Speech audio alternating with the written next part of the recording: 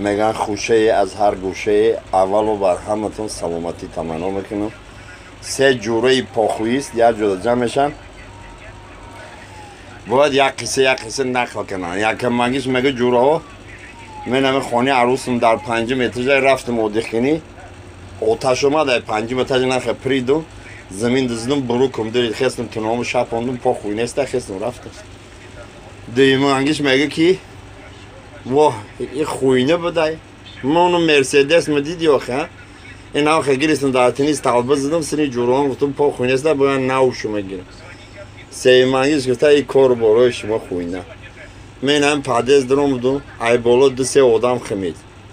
یه مقام زدن منصوری گفته خستن اوس رفتم خستن دست رومو شوشتم تازه کردم گفتم پا خوی نیسته آخی من منصور نیستم که سه رونا. سلامت باش.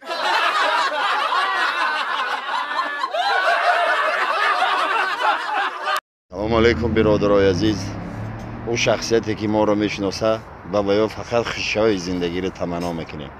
ای خداوند بزرگ تمنای او را میکنیم که قله های بلند برسونشانه.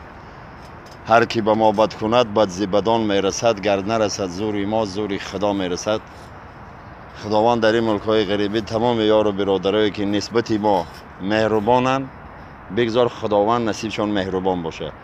کسی که گنیلای غیبتچی خداوند جزای خیرش بده.